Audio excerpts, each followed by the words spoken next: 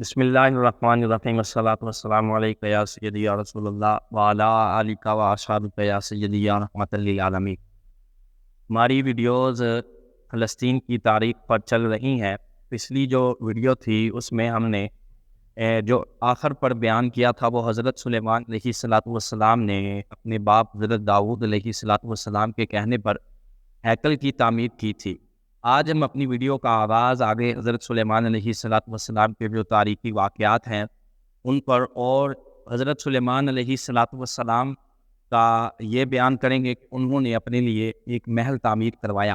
حضرت سلیمان علیہ الصلاۃ والسلام نے ہیکل کی تعمیر کے بعد اپنے لیے ایک بہت بڑا عالیشان محل عظیم محل تعمیر کروایا، جو کہ ہیکل کے بعد سب سے بڑی عمارت تھی اور اس پر 13 سال لگے۔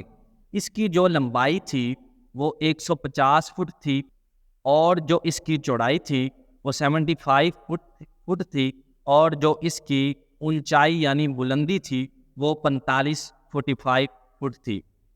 اس محل کو بنانے کے لیے آپ کے خدام اور خاص طور پر جنات نے اس محل کو بنانے میں کام سر انجام دیا۔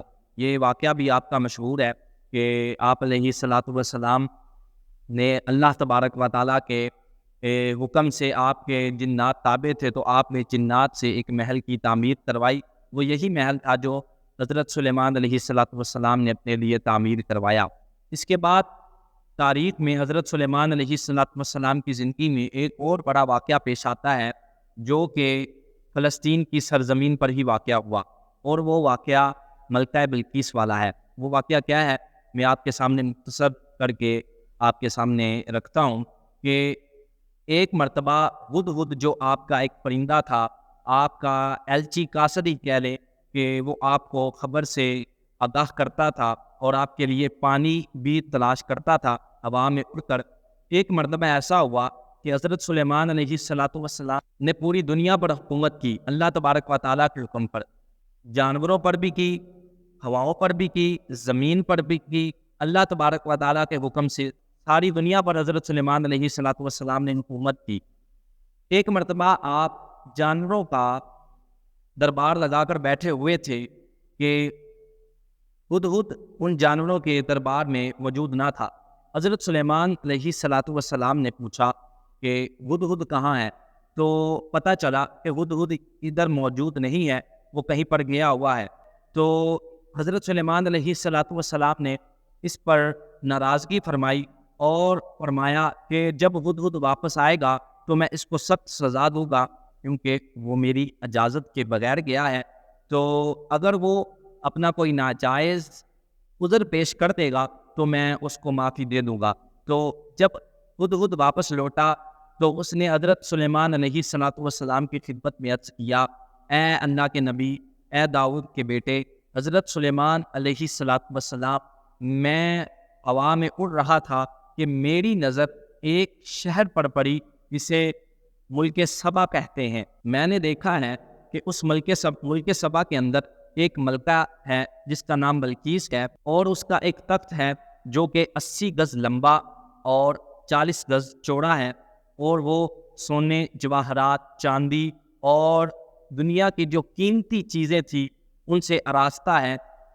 یہ خبر جب ہدہد نے حضرت سلیمان علیہ الصلاۃ والسلام کو دی تو حضرت سلیمان علیہ الصلاۃ والسلام نے اسے بطور قاصد خط دے کر اس جو ملکہ بلقیس تھی اس کی طرف بھیجا، اور اس کی طرف بھیجنے کے بعد آپ نے اس خط میں یہ لکھا تھا کہ دعوت اسلام قبول کر لو، اللہ کے نبی پر ایمان لے آؤ۔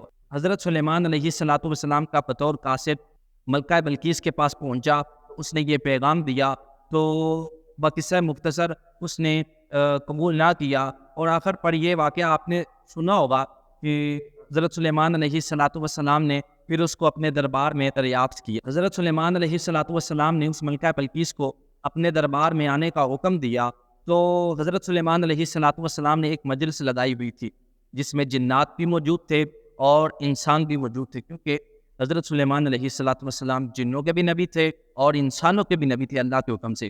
اور جب آپ دربار لگا کر بیٹھے ہوئے تھے تو آپ کے دل میں یہ خواہش پیدا ہوئی کیوں نہ وہ ملکہ بلقیس آ رہی ہے اور میں اس کے آنے سے پہلے پہلے جو اس کے تخت کا میں نے تذکرہ سنا ہے کہ وہ 80 گز لمبا ہے اور 40 گز چوڑا ہے، کیوں نہ وہ اس ملکہ بلقیس کے آنے سے پہلے پہلے میں یہاں پر منگوا دوں۔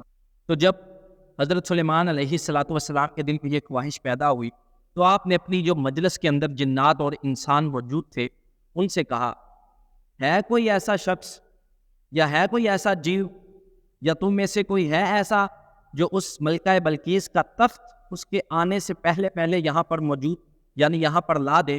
تو مجلس میں سے ایک سرکش جن کھڑا ہوا، حالانکہ وہ سرکش تھا لیکن حضرت سلیمان علیہ السلام کے تابع تھا، وہ کھڑا ہوا اور عرض کرنے لگا، اے اللہ کے نبی حضرت سلیمان علیہ السلام، میں وہ تخت لا دیتا ہوں۔ حضرت سلیمان علیہ السلام نے پوچھا، اے جن تو کتنی دیر میں وہ تخت لائے گا؟ تو آگے سے جن عرض کرنے لگا، حضرت سلیمان علیہ السلام کی بارگاہ میں اس نے عرض کی، اے اللہ کے نبی میں یہ مجلس ختم ہونے سے پہلے پہلے وہ تخت آپ کی بارگاہ میں لا کر پیش کر سکتا ہوں؟ تو حضرت سلیمان علیہ السلام نے کہا، نہیں، اس سے بھی جلدی مجھے یہ تخت چاہیے۔ تو جب حضرت سلیمان علیہ السلام نے فرمایا کہ مجھے اس سے بھی جلدی چاہیے، تو پھر کہا، ہے کوئی شخص جو اس سے بھی جلدی یہ تخت لا کر میری خدمت میں پیش کرے؟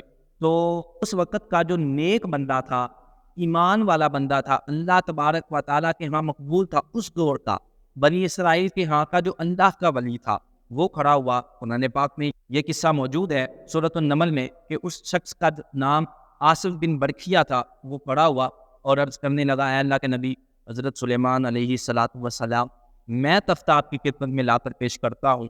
تو حضرت سلیمان علیہ السلام نے پوچھا، ہاں آصف بن برکھیا کتنی دیر میں لاؤ گے؟